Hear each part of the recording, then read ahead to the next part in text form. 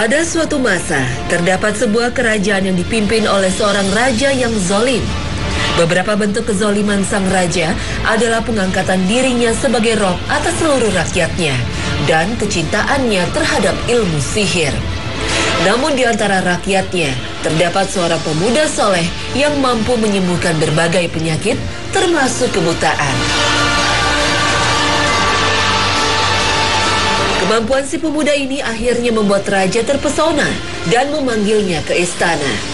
Dan kemudian ia bertanya, "Wahai anakku, sungguh sihirmu telah sempurna sehingga mampu menyembuhkan kebutaan."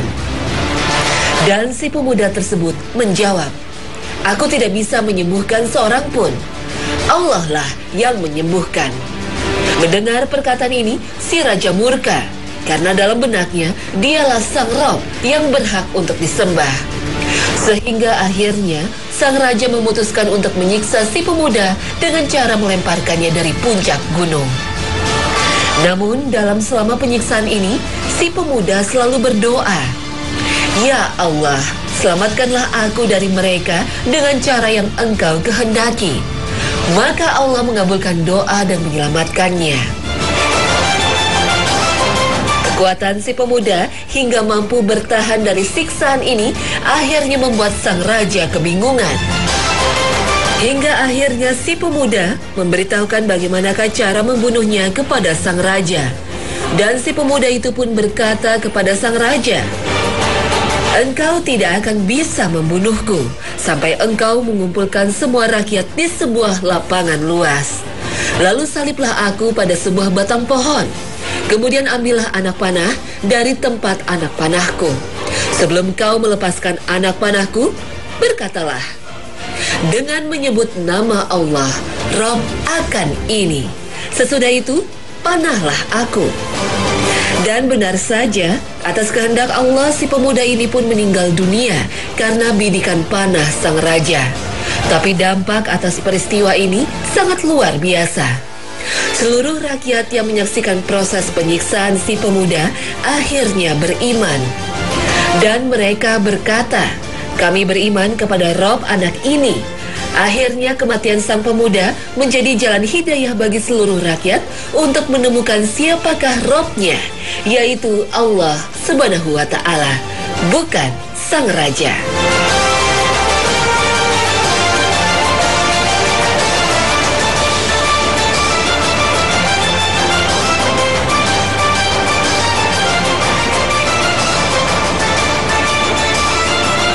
Assalamualaikum warahmatullahi wabarakatuh.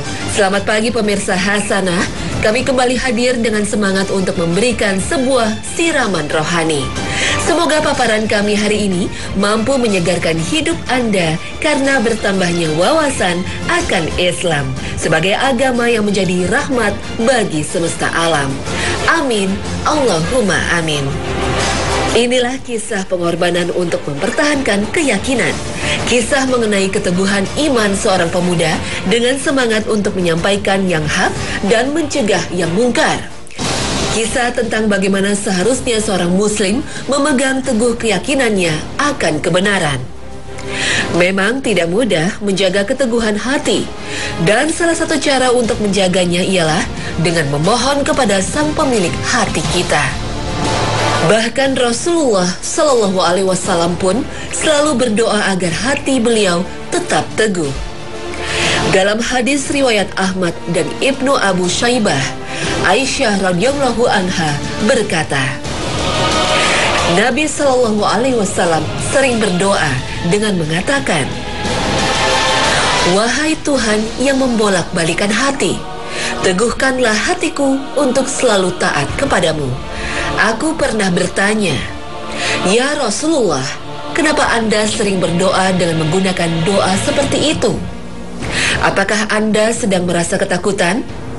Beliau menjawab, "Tidak ada yang membuatku merasa aman. Hai Aisyah, hati seluruh hamba ini berada di antara dua jari Allah yang maha memaksa. Jika mau membalikan hati seorang hambanya, Allah tinggal membalikannya begitu saja." Kisah keteguhan hati pemuda mengajarkan kita betapa keteguhan hati adalah sifat seorang beriman. Orang beriman tidak pernah kehilangan antusiasme dan kesetiaan. Orang beriman berjuang hanya untuk memperoleh keridhaan Allah.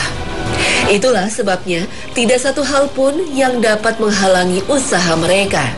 Seorang beriman tidak akan pernah peduli dengan apa yang orang lain katakan tentang mereka. Tujuan utama mereka hanyalah menjadi orang yang pantas menerima anugerah Allah dan menjalani hidupnya sesuai dengan apa yang telah digariskan oleh Allah. Allah menguji ketetapan hati orang beriman dengan banyak cara. Di antaranya memberi mereka permasalahan pada waktu-waktu tertentu atau membuat mereka mengalami penderitaan. Rincian dari ujian yang diberikan diterangkan pada ayat berikut.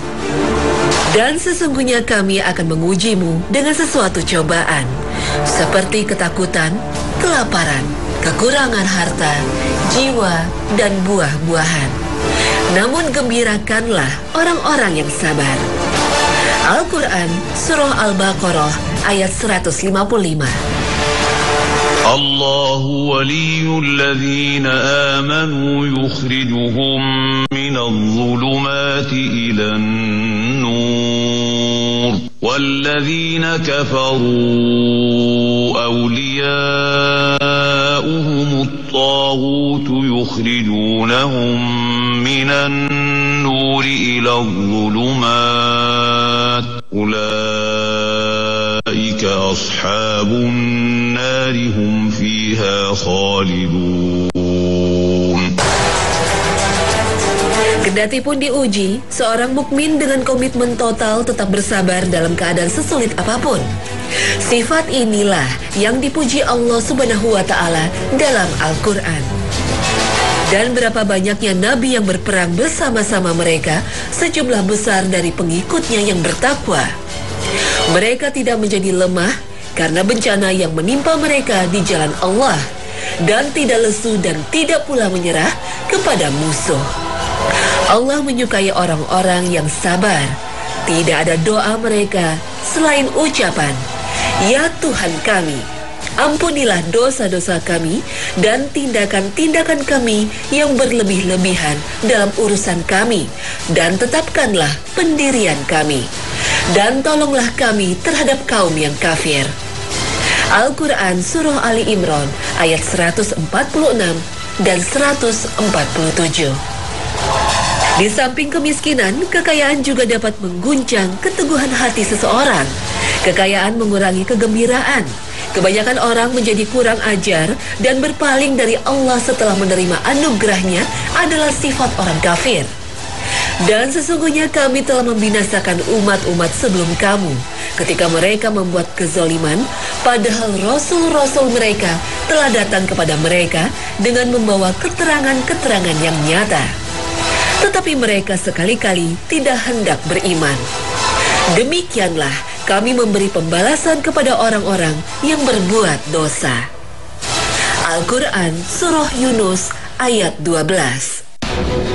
Akan tetapi bagi orang-orang yang beriman, kemakmuran, kekayaan, dan kekuasaan tidak pernah berubah sikap mereka. Mereka sadar betul bahwa semua anugerah diberikan oleh Allah dan dapat dicabut sewaktu-waktu. Karenanya mereka tidak pernah terlarut pada kegembiraan yang berlebihan. Percaya akan hidup sesudah mati dan berjuang sepenuh hati untuk meraihnya, serta menghindari hal-hal yang berlebihan dalam urusan keseharian adalah tanda-tanda keteguhan yang ditunjukkan oleh orang beriman. Islam dan iman sejatinya adalah sebuah kenikmatan. Islam adalah sebuah petunjuk dan pedoman dalam kehidupan yang berlandaskan iman atau mempercayai keesaan Allah Subhanahu wa Ta'ala dan kerasulan Nabi Muhammad Sallallahu Alaihi Wasallam. Maka nikmat Islam dan iman yang paling awal bisa dirasakan ketika hati terpanggil untuk bersyahadat. Panggilan kepada jalan tauhid saat bersyahadat sejatinya adalah sebuah hidayah.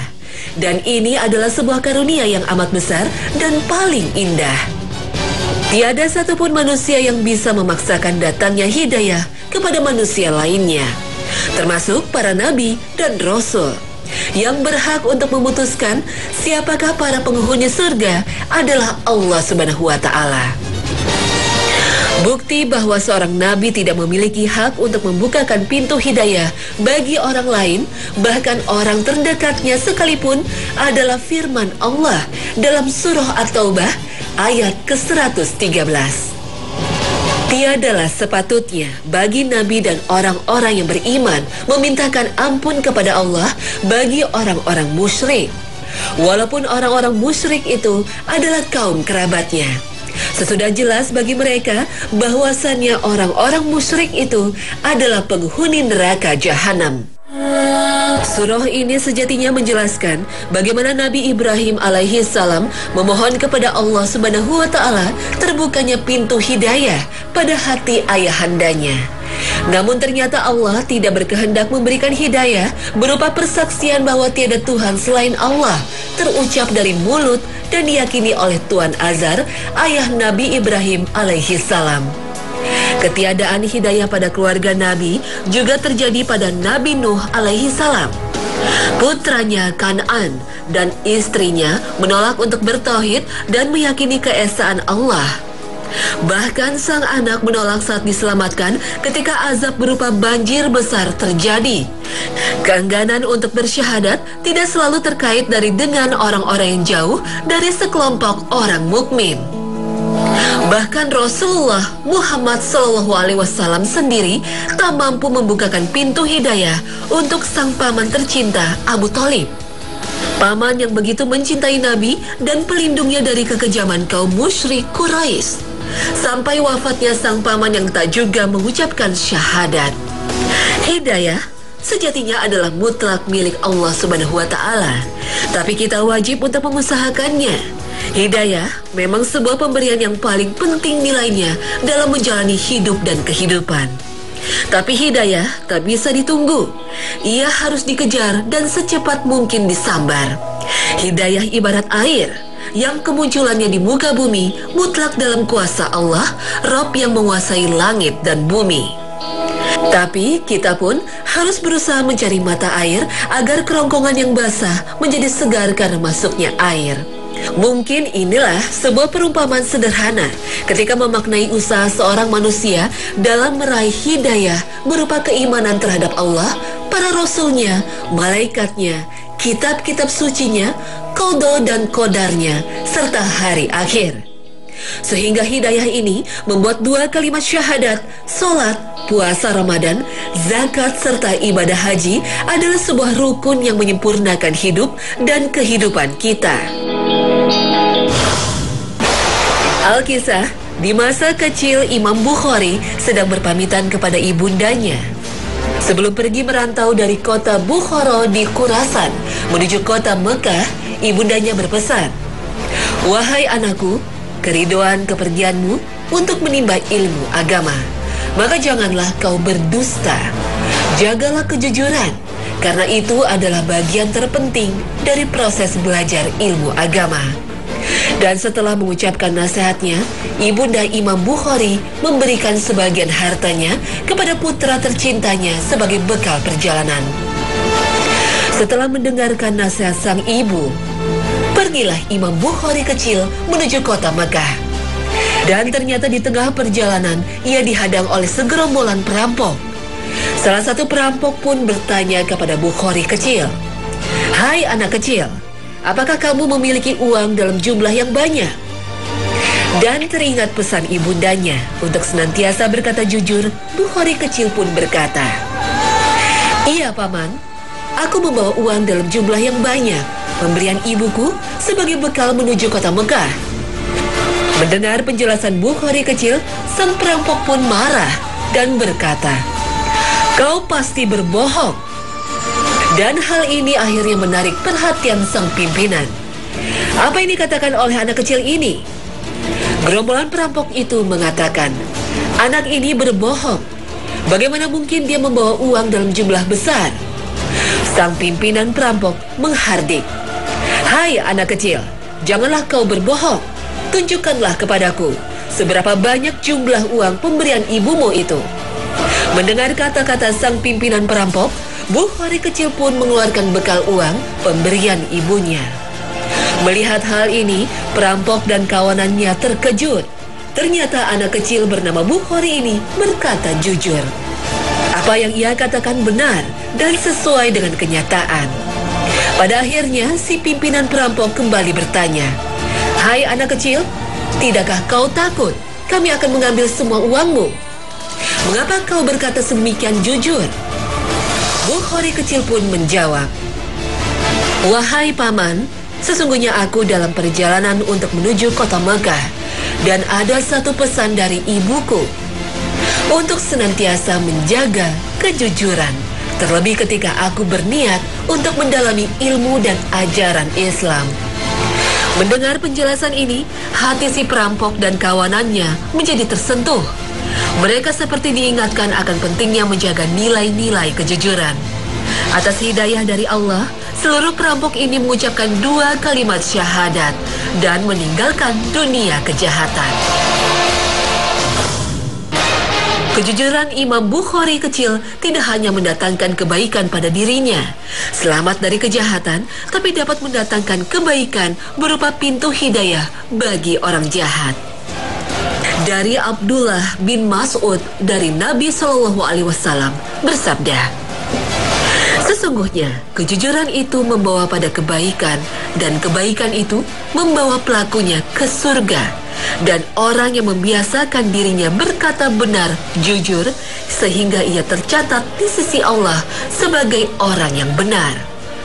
Sesungguhnya dusta itu membawa pada keburukan, kemaksiatan, dan keburukan itu membawa ke neraka. Dan orang yang membiasakan dirinya berdusta sehingga ia tercatat di sisi Allah sebagai pendusta." Hadis riwayat Bukhari Muslim. Kejujuran nampaknya menjadi sebuah prinsip hidup yang didambakan oleh banyak orang. Dan orang yang jujur adalah pangkal dari keberhasilan sebuah tujuan. Baik itu tujuan bernegara, berdagang, bahkan berumah tangga. Kejujuran yang identik dengan sikap apa adanya dan takut untuk berbohong, apalagi berkhianat, adalah sebuah identitas yang tak pernah dituliskan dalam sebuah kartu identitas. Ada 2 pertanyaan yang bisa ditanyakan dalam konteks berekonomi. Siapakah orang yang kau percaya ketika kau memutuskan untuk berjual beli? Dan kepada siapakah kau memasrahkan sebagian hartamu untuk dikelola dalam sebuah perdagangan? Jawabnya hanya dan pasti satu, yaitu orang yang jujur. Orang yang jujur mungkin tidak akan menjual dengan harga yang paling murah. Namun orang yang jujur pasti menjual sebuah barang sesuai dengan kualitas dan harganya. Kejujuran dalam berdagang tak hanya terkait dengan sebuah pedagang yang sifatnya individu. Image sebuah barang yang terpampang dari sebuah merek adalah sebuah jaminan akan kejujuran.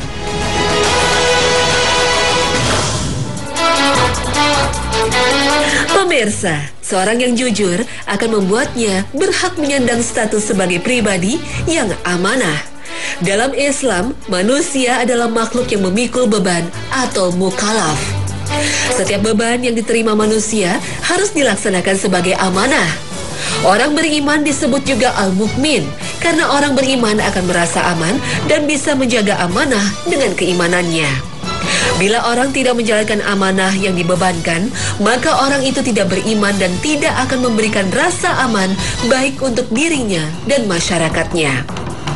Dalam sebuah hadis riwayat Abu Daud, Rasulullah bersabda, "Tidak ada keimanan bagi orang yang tidak berpegang kepada amanahnya."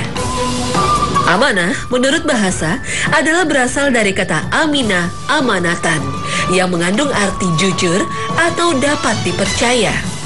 Sedangkan menurut istilah, amanah adalah sesuatu yang harus dipelihara dan dijaga agar sampai kepada yang berhak menerimanya. Dalam konteks hablum minallah atau hubungan manusia dengan Allah, amanah yang dibebankan adalah tauhid. Artinya, pengakuan bahwa hanya Allah yang wajib disembah, hanya Allah yang berhak mengatur kehidupan manusia, dan hanya Allah yang harus menjadi tujuan akhir dari kehidupan manusia. Sehingga pelanggaran terhadap tauhid adalah syirik dan orang musyrik adalah mereka yang berbuat khianat terhadap Allah Subhanahu wa taala. Dalam urusan hablum minanas atau hubungan manusia dengan sesamanya, sifat dan sikap amanah harus menjadi kepribadian. Sikap mental yang amanah menciptakan sebuah sikap saling percaya. Kejujuran dan transparansi dalam seluruh aktivitas kehidupan adalah pondasi terbentuknya model masyarakat yang ideal. Amanah bagi manusia juga terdapat atas dirinya sendiri, dan itu adalah berbuat sesuatu yang terbaik dan bermanfaat bagi dirinya, baik dalam urusan agama maupun urusan dunia, serta tidak pernah melakukan yang membahayakan bagi dirinya di dunia dan akhirat.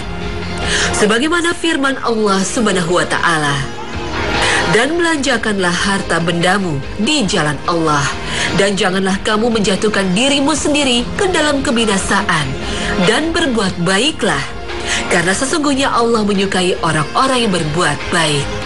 Al-Quran Surah Al-Baqarah ayat 195. Amanah juga dibebankan manusia untuk menjaga, memakmurkan, dan melestarikan lingkungan. Tidak berbuat kerusakan di muka bumi, mengeruk kekayaan alam secara berlebihan, tanpa memperhatikan dampak negatifnya yang akan berakibat terjadinya banjir, longsor, gempa bumi, dan musnahnya tatanan sosial kehidupan manusia. Dan janganlah kamu membuat kerusakan di muka bumi sesudah Tuhan memperbaikinya. Yang demikian itu lebih baik bagimu jika betul-betul kamu orang-orang yang beriman. Al-Quran Surah Al-A'raf ayat ke-85.